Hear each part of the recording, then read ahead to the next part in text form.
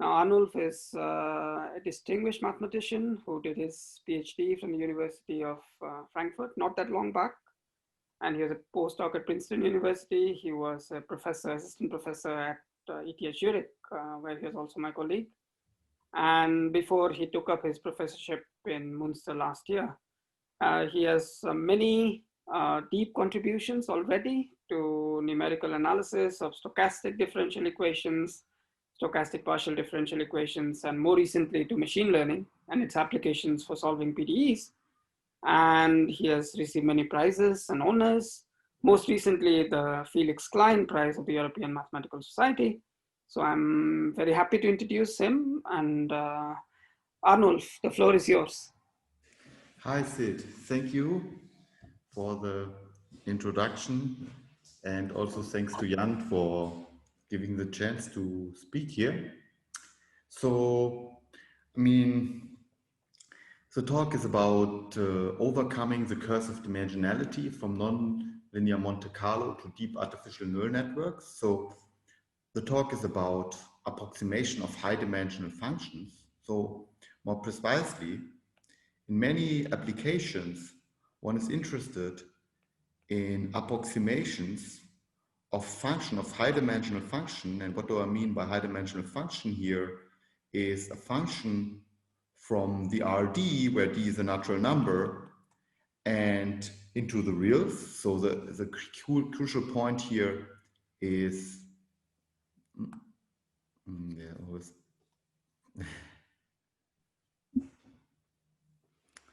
the crucial point here is that the domain of the function is high dimensional. And so if the codomain is high dimensional, that's not really challenging, but the domain of the function, that's very challenging. So many applications require approximation of such high dimensional function from the RD to the reals or some subset of the RD. And for instance, some examples where one is especially interested in the approximative computation of such functions, they come from financial engineering, where there one is interested in the approximative computation of risk and financial products. And here, so the function which one wants to compute is a function which gives the price or the evaluation, the approximative price of a financial product, independence of the other financial assets in the considered model. So here, in such kinds of applications, the dimension corresponds to the number of assets in the model. Another situation where one is interested in approximative computations of high-dimensional functions is in operations research, where companies intend to optimize their decisions, their behavior, in order to maximize their profits or minimize their risks. And in such a situation, this function u here corresponds to the profit or the best optimal profit or the minimal loss, that the minimal cost that the company can achieve in such optimal control problems, where the model here, so where there are d parameters in the model. Another situation, so here d corresponds to the number of agents in the model. For example, if you have a company which sells products, then D could be, and then you have a lot of data about your customers, then D could be somehow the number of parameters that you have on your customers. Another situation where high dimensional functions appear, which one wants to compute approximatively, is in environmental sciences, where there one is interested in, so to compute functions of this type, where here there is a model where one is interested to make predictions about the number of individuals of a certain species. For example, you can think of the South American continent and can think of birds which has different traits. And then one is interested, what is the biodiversity of the system? I mean, how many different species are there in this system, in this ecological system? And then this D corresponds to, roughly speaking, to the number of traits involved in the model. For example, temperature, the temperature on which a certain species would like to live on, or another possibility is the standard deviation of the temperature, or how much rain, under how much rain a certain species, a certain type of bird would like to live under. So here the D corresponds to the number of traits. And in these applications, D is something like high in the sense that it's something like 8-dimensional. In financial engineering, it starts, also from something like 3, 5, 10 to 100-dimensional or 1,000-dimensional. In operations research, it can also range from 100 to thousands of dimensions. And in filtering, another situation where high dimension, where one is interested to approximatively compute high-dimensional functions, is in filtering problems where only partial information of a given system is given, and then one wants the best approximation, the probability distribution of the system given the partial information that is known. For example, if you have a chemical reactor, then you have some sensors, and then you want the best description of the state of the system of the chemical reactor, where you have maybe 10 sensors which give you some measurements. Okay, and often one is interested to compute such high-dimensional functions, sometimes also not from the whole RD, but usually from a compact region, for simplicity, for example, here from the d-dimensional unit cube.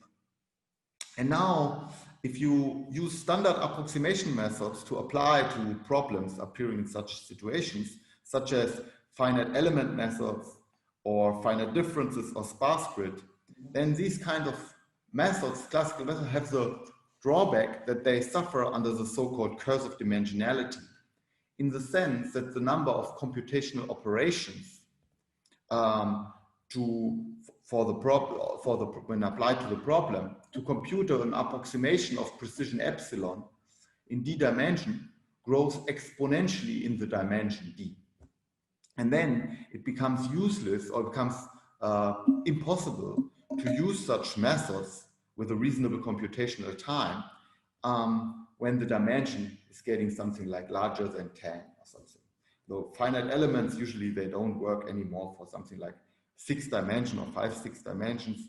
But sparse grids, they sometimes work also under 10 dimensions, but when you go larger than, say, 20 or 30 dimensions, then there's also no hope anymore with sparse grids, because they all suffer under the curse of dimensionality. And for example, let me give you one illustrative example. One illustrative example, when you think here in 2 dimensions, so d equal to 2, and now, so we're interested in the function of the form 0, 1 square to the reals, and now we make a grid, we take a natural number n, and divide this interval here from 0 to 1 into pieces of interval length 1 over n, and here as well. And then you divide the x-axis and the y-axis into n pieces, and overall you have n square many nodes. And this was in the case of 2 dimension. In general, you have n to the power of d many nodes for the finite difference approximation.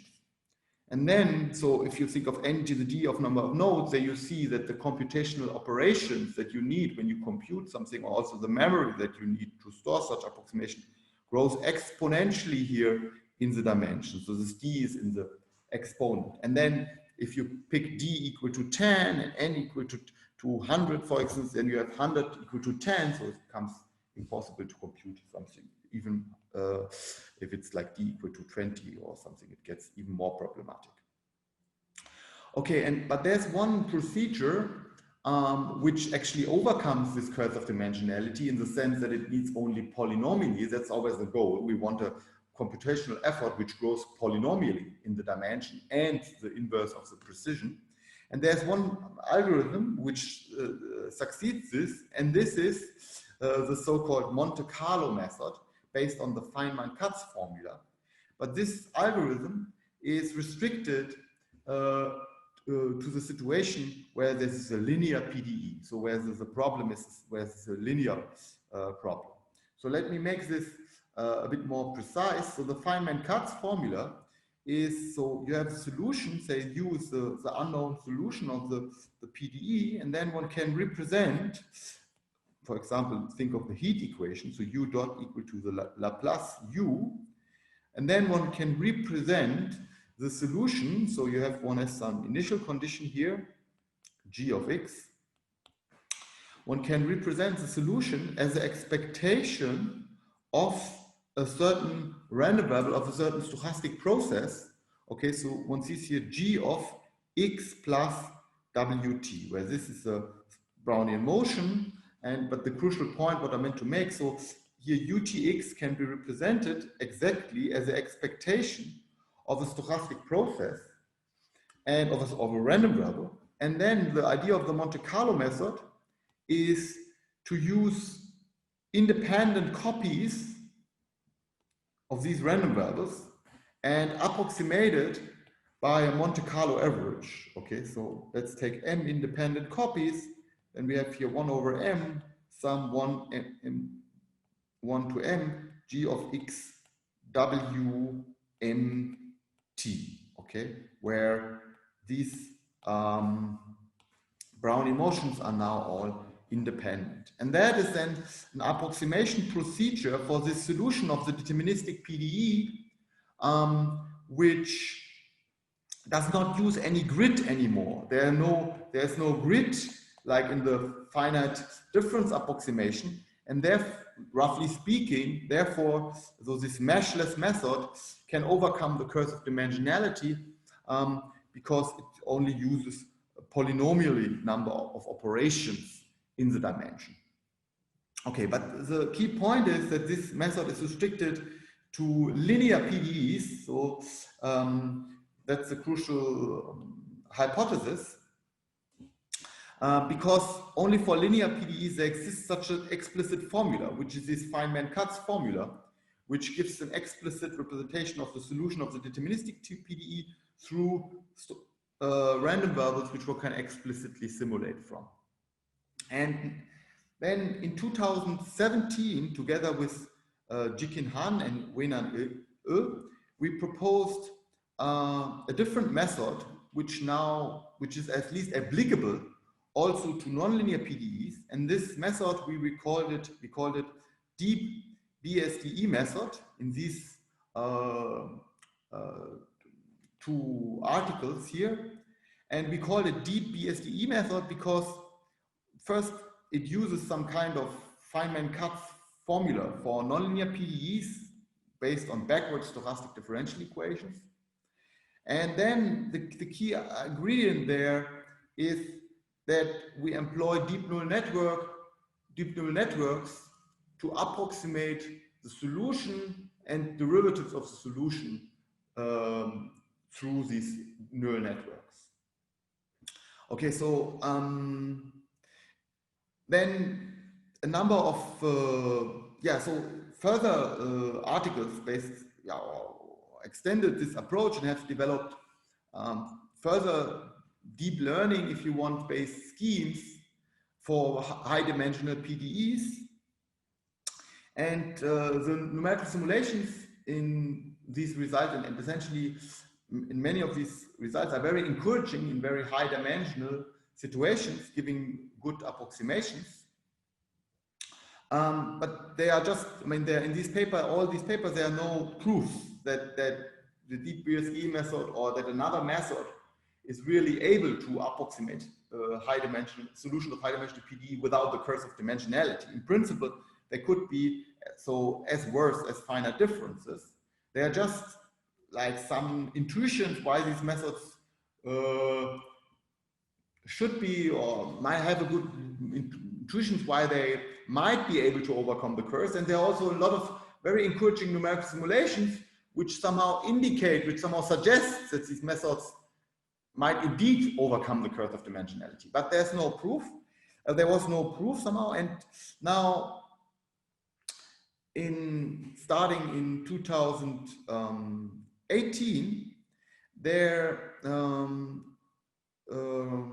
came some results which now give a partial error analysis for such schemes, or more precisely, which prove that deep neural networks can indeed overcome the curse of dimensionality in the numerical approximation of PDEs.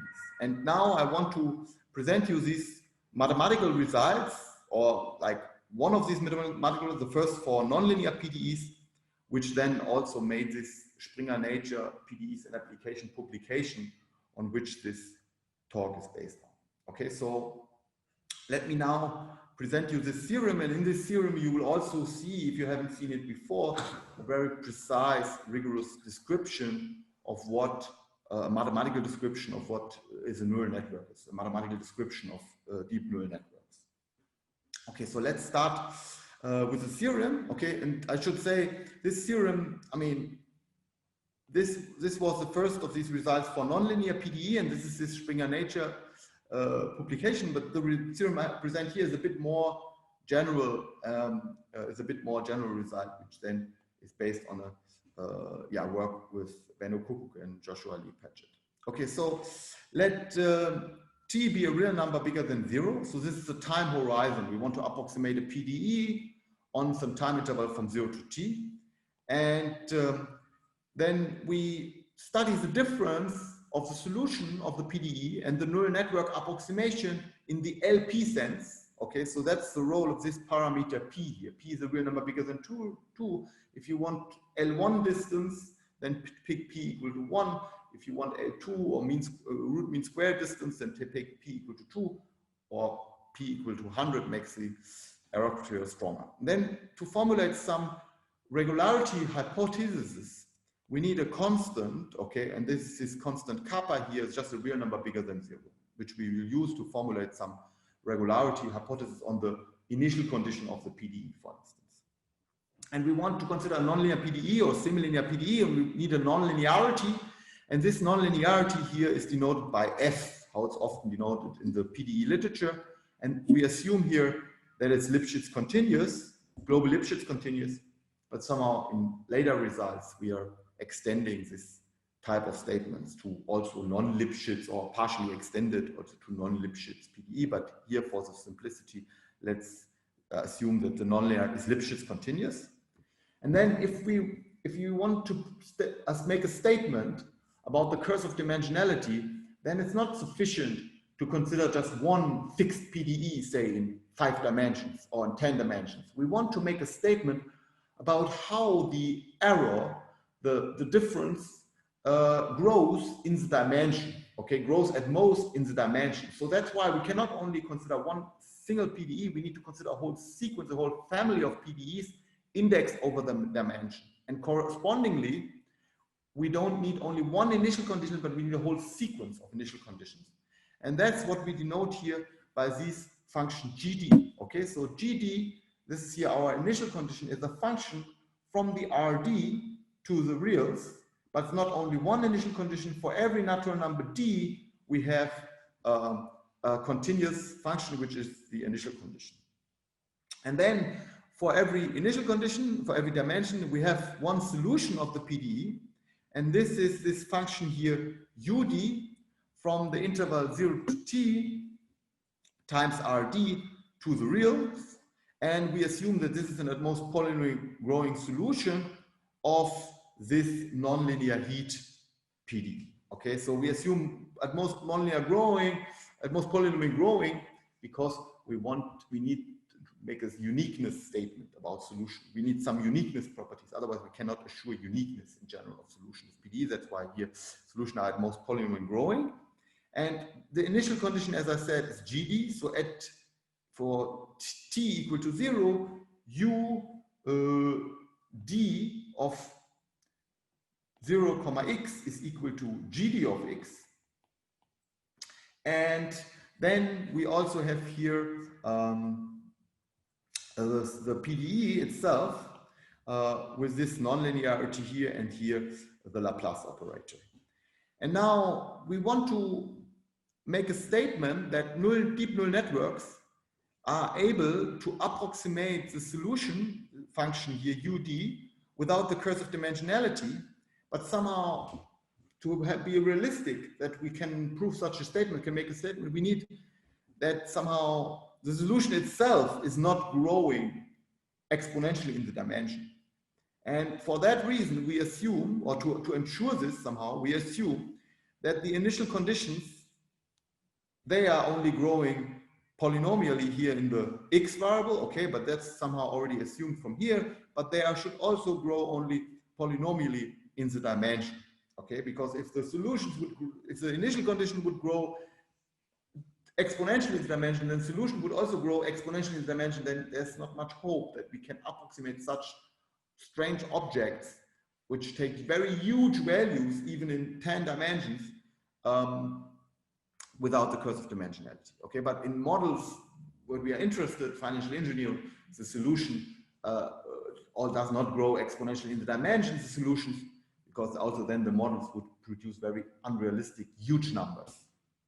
Okay, now we want to formulate now, given precise mathematical descriptions for neural networks, and roughly speaking, neural networks, you can think of, there are certain functions which consist of multiple compositions, and these compositions are whether the form first an affine linear function, and then so some matrix multiplication does a vector, and then a nonlinear function, and then an affine linear function, then again a nonlinear function. And the nonlinear functions, which are composed in that way, they are always fixed. They are always the same type of functions, and in this neural network terminology, they are referred to as activation functions. They are fixed and they don't change. But the parameters for the affine linear function, these are changing. So they are the matrix multiplied by a vector plus another vector, and all these components of the matrix and vector, they can change. So this is this idea of a neural network. And now we want to introduce the nonlinear function that we are considering here, and that are so-called rectifier functions. These activation functions are the nonlinear functions in the construction of the neural networks, and these are denoted here by these functions AL, okay, A for activation functions, so indexed here over L dimension, okay, and though AL of x1, x2, xl is equal to maximum of x1 and 0, maximum of x2 and 0, and maximum of xl and 0, okay, so this is sometimes referred as rectifier function, so we throw away in some way the negative part, we keep the positive part, so in that sense it's rectifier function. And this here the multidimensional rectifier functions, okay? And these are the nonlinear functions that we use for describing the neural networks. This is somehow, I would say, in numerical simulations, I would say it's the most frequently used nonlinear functions, most frequently used activation functions, which are used in these neural networks as compositions of affine linear function, nonlinear function, affine linear, and the most common choice, I would say, for the nonlinear function are these rectifier functions. And that's also what we exploit here in the proof of this statement. Okay, so then we also need, now we want to describe the neural networks, so now comes the set of neural networks precisely. And I said, okay, intuitively it's a composition of affine linear function, affine linear multiple times. But mathematically precisely, we describe it as certain somehow structured tuples of real numbers. And this set is the subject of the next slide, if you want. So this is the set n here, boldface n. This is the set which we are defining now. And that corresponds to the set of all neural networks. And that is precisely here equal to this expression. Okay, so what is this expression? This set n, this boldface n, is defined as a union over all sets of these sets here, where the union goes over all natural numbers L. And then it's the union over, again, natural numbers L0, L1, LL. And then over these sets here, these are Cartesian products. Okay, so over these sets, which are Cartesian product from N1 to L. So in other words, the elements in this set here are L tuples.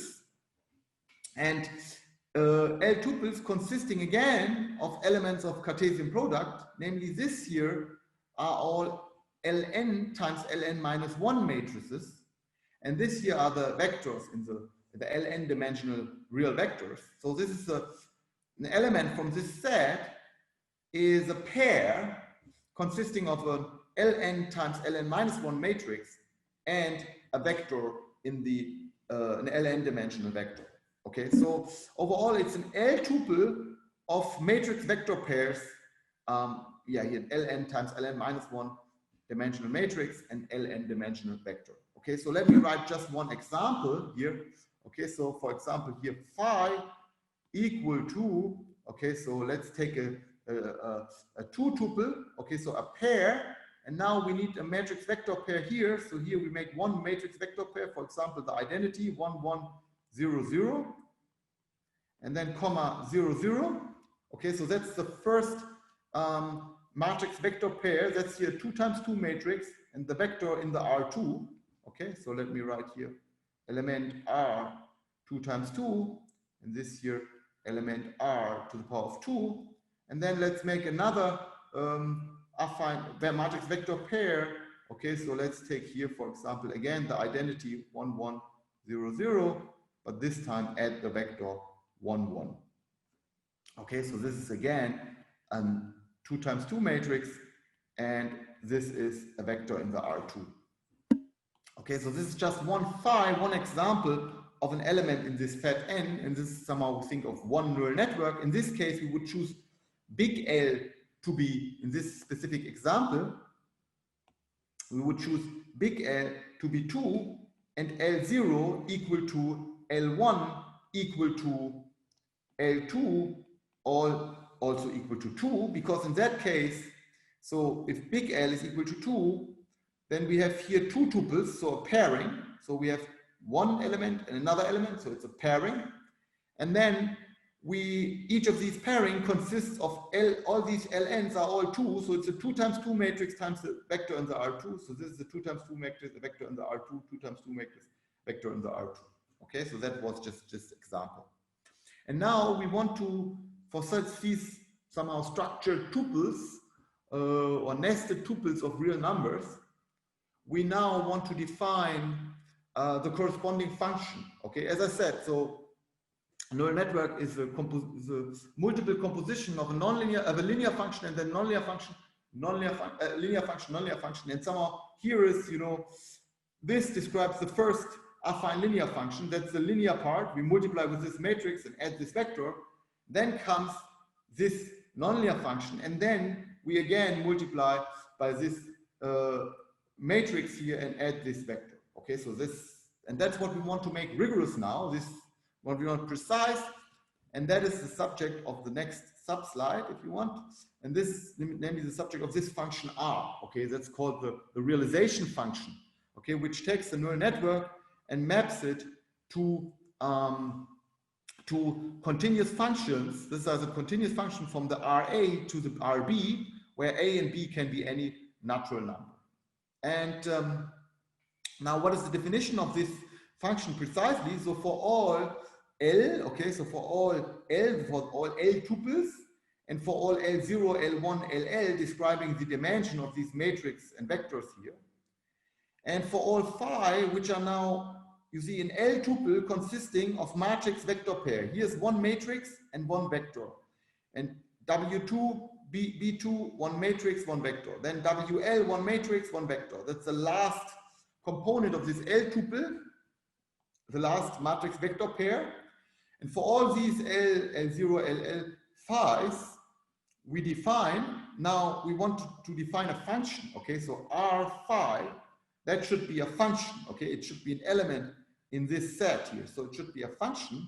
So, and it needs some vector x0 as an argument. And that's what we now define. So for all x0 in the RL0 and xl minus 1, x1 in the RL1, x2 in the RL2, and so on, xl minus 1 in the RL minus 1, with the property that for every n from 1, 2 to L minus 1, so this is the interval with 0 and L excluded, we have xn equal to ALN, that's the activation function, this nonlinear function, of Wn xn minus 1 plus Bn. Okay, this is this affine linear function, which we apply here, and then comes the nonlinear function. We define that R phi of x0 is equal to WL xl minus 1 plus BL. Okay, so this is how we define the neural network. And for example, you know, if we take phi equal to, let's take again L to be 2, but this time here 1. So this is a 1 times 1 matrix, 0, and then comma, and let's make here 1, comma 1. So in this situation, R phi, okay, of x0, so here in that situation, big L would be equal to 2, and L0, L1, and L2, they would be all equal to 1. And now x0 is now in RL0, so it's just a real number. And this is in this case nothing else but 1, this is this one here, multiplied by maximum, and then 1 multiplied by x plus 0, this is this 0 here, comma 0, plus 1. This is this one here, okay? So this one here corresponds to this one here. This one here is this one here, and this one here is this one here, and this 0 is this 0 here, and this maximum with 0 is nothing but else but A1. Okay, so in this situation, it would just be equal to maximum of x and 0 plus 1. That would be the realization of this specific phi. And now, okay, we also need now to, we have defined neural networks, and we have defined the realizations, the function which they represent.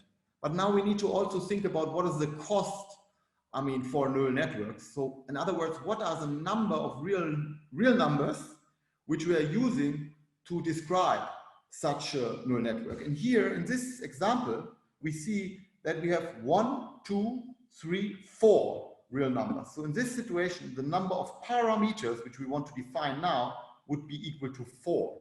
Okay, and in general, we denote here this by p, this function from n to the natural numbers, the number of parameters of the neural network.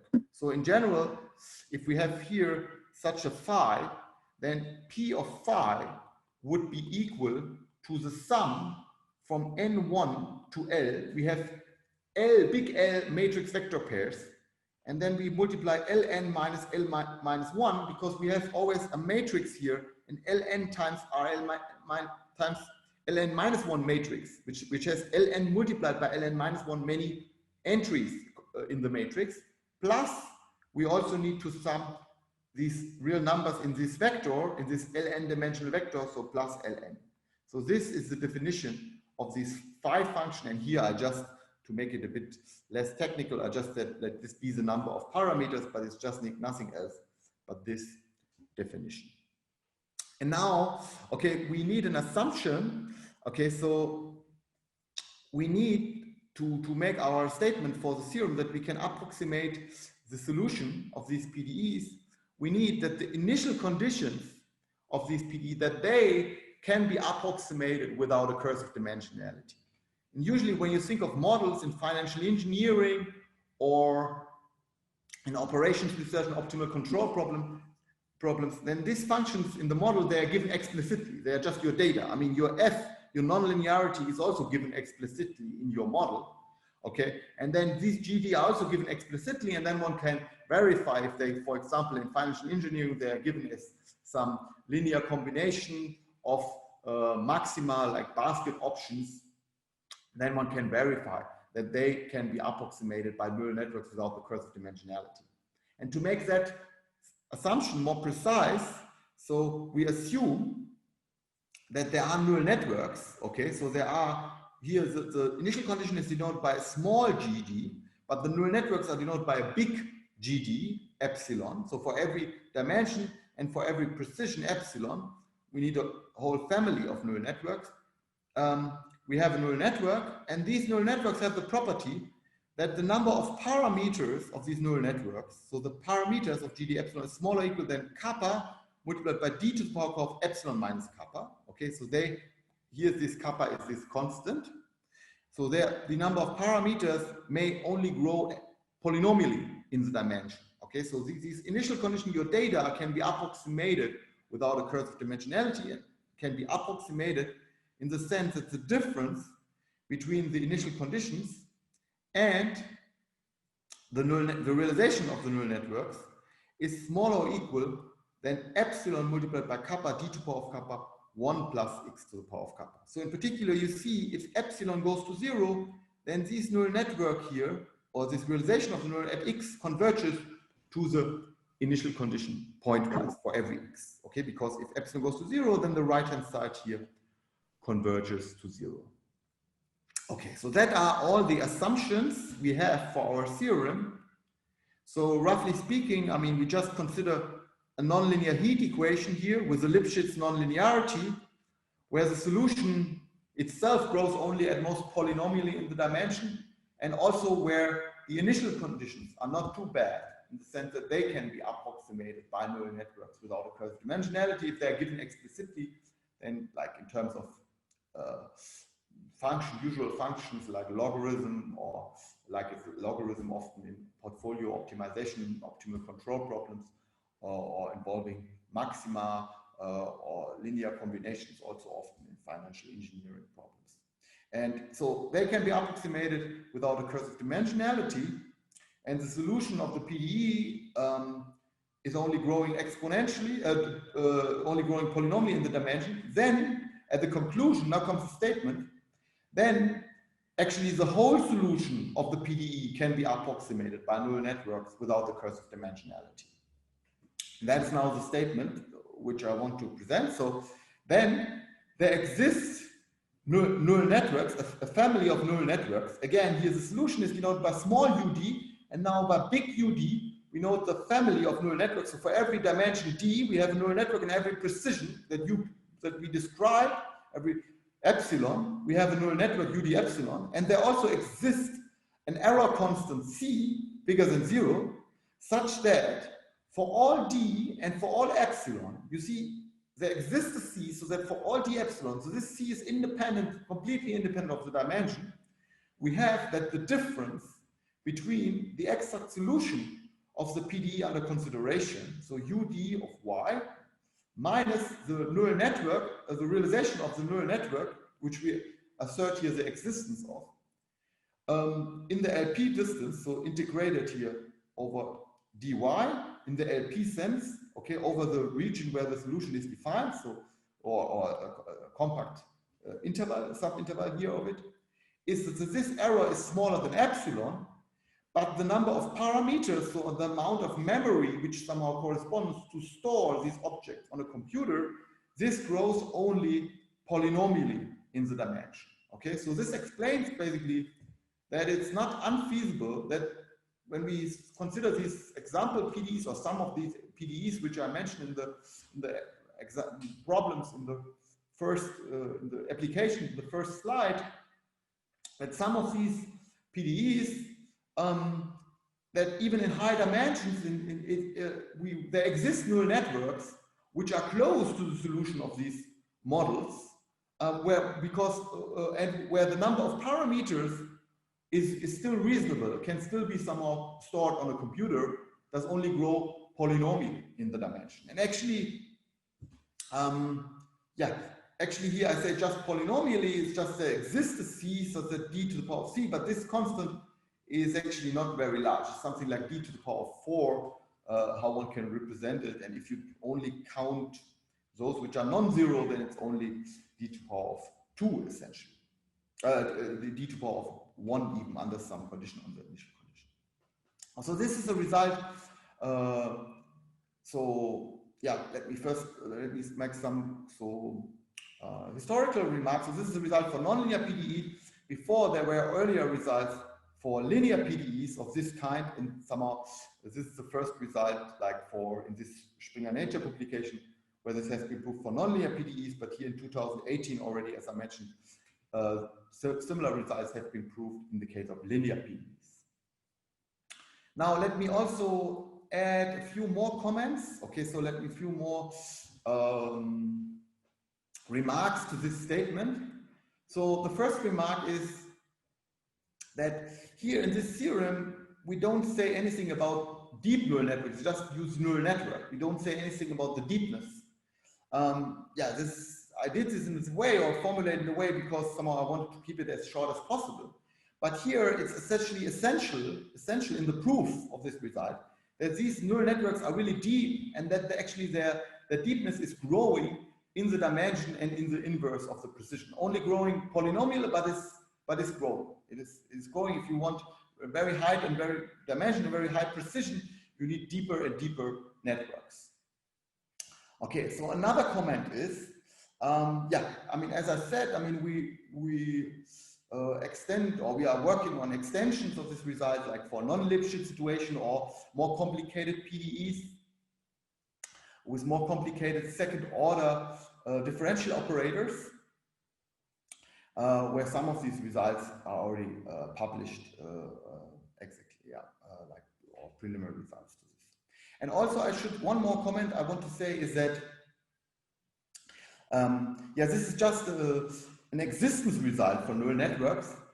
So we just assert the existence of neural networks which are close to the solution of the PDE, but it doesn't tell how one can actually find this neural network.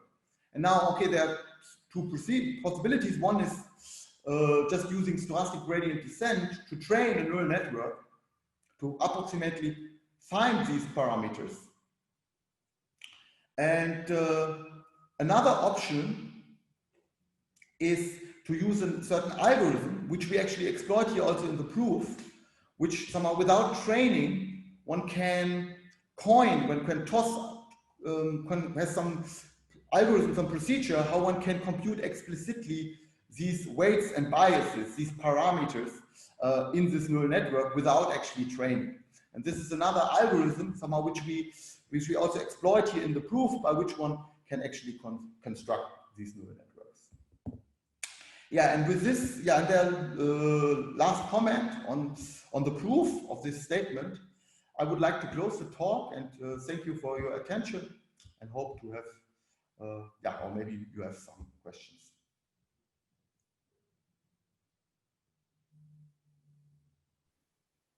Thank you, Arnulf. Can you hear me? Yes, I hear you very well. Okay, thank you very much for this very interesting and sort of deep talk and about deep learning and applications to PDEs. The floor is open to some questions. As Jan had said at the beginning, if you want to ask questions, either raise your hand or put it in the chat.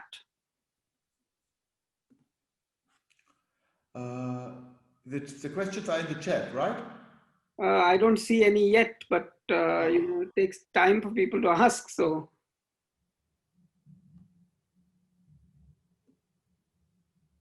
yes, you can also raise your hand. Zoom offers you that possibility if you want.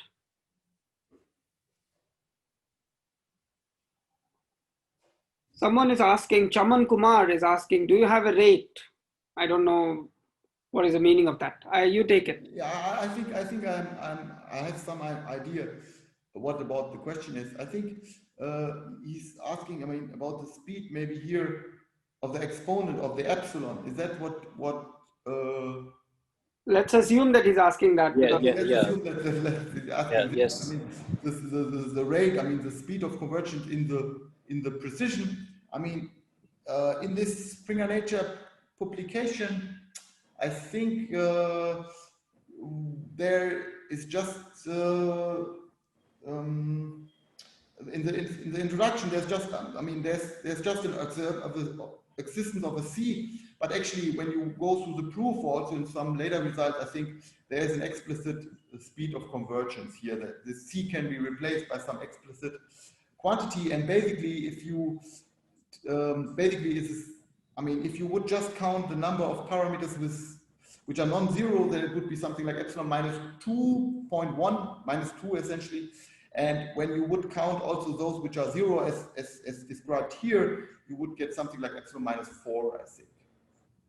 So you also have some precise speed of conversion. Similar you can do for the dimension here, it's d to the power of 1 under some assumption here, or in general, it depends on this quantity here. Thank you, Arnulf. Any further questions?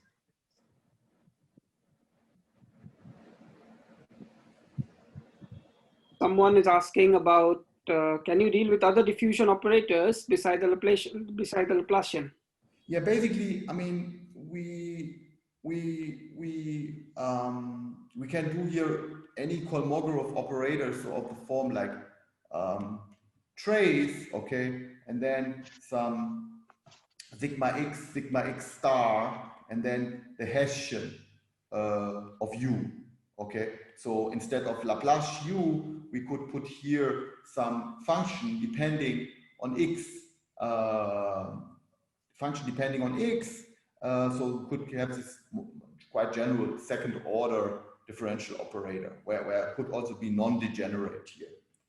Now, the next question is, can you give specific example of financial problem related to this? I mean, one example is when you consider financial derivatives, and then the classical Black-Scholes equation is a linear PDE, but if you incorporate, for example, default risks, I mean, if you incorporate into the model, there are several models which aim to incorporate the risk that the issuer of the financial derivative or the holder of the financial derivative may declare bankruptcy before the contract ended. In this case, even if you have a financial derivative, that you have a contract that you would get a certain amount of money in some events of your underlines, of your stocks, or interest rates, or what you're considering, then you nevertheless, you don't get your money because your contract would give you the right to give the money, but your other party has declared bankruptcy. In this case, you wouldn't get any money. And then there are a lot of extensions of the Black-Scholes model, where this default risk somehow is, which is not considered in the classical Black-Scholes model, is taken into account, and then you end up with PDEs of this kind, where basically this is some nonlinearity which somehow looks like a rectifier function. This is just one example, like financial engineering problem where such PDEs appear. Like in this pricing problem, then you can also think of other risks which are in models, like, for example, the different interest rate with borrowing and lending. I mean, if you borrow money from a bank, you get a higher interest rate than if you put money on a bank account. And this, if you take this into the model, then also you end up with a nonlinear PDE. Further questions? Arnulf, maybe I ask you a question. Yeah, someone else is asking. Matthias. Which elements from N are chosen? The existence are chosen in the existence statement. Yeah, I mean, we have quite a good description. I mean, what elements?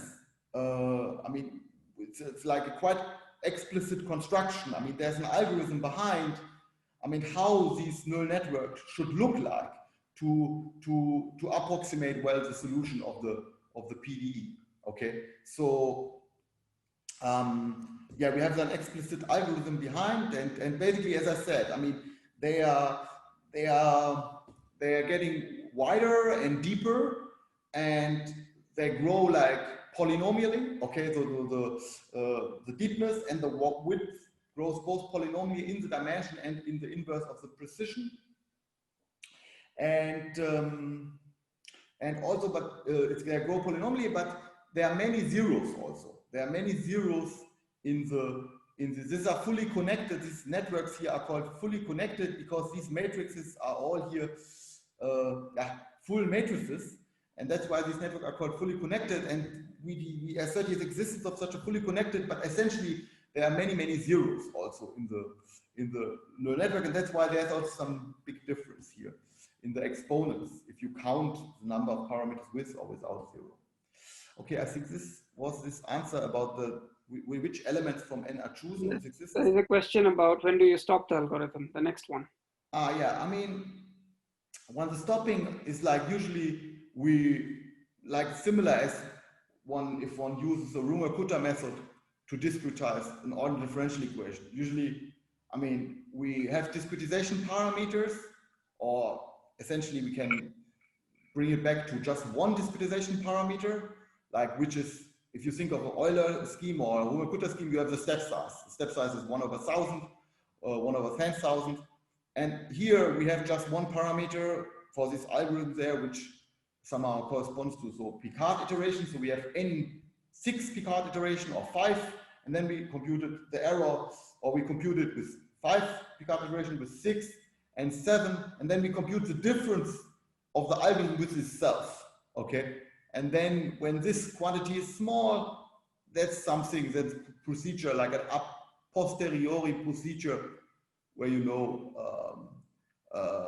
or which gives you, I would not say no, but which gives you some hint about when to stop when you have your prescribed approximation accuracy, say 1/1000, then you stop when the difference of the algorithm with its own discretization is beyond the threshold. Now the next question is it possible to extend the to higher nonlinearities in the sense of f nabla u? Yeah, I mean we are working this, and this is also I think very interesting, and we have some result already out where there is the gradient of u allowed here, but there are still some like Lipschitz assumptions, which one would like to relax. So there are some, I mean you can look, the title is something with gradient dependent nonlinearities. When you look on my homepage or on arXiv, these work where there's gradient dependent.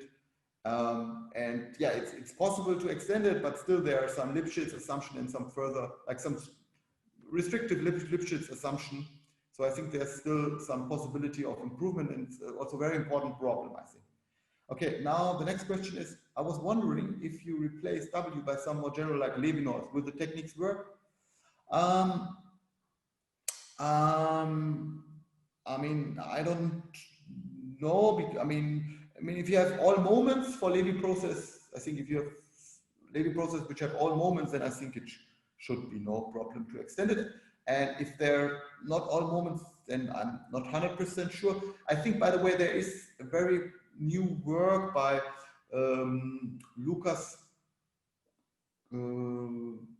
by Christoph Schwab and Lucas Gornon, I think, where they do some kind of extension for linear PDEs with Levi-Strauss, if I'm not sure. It's a very recent work.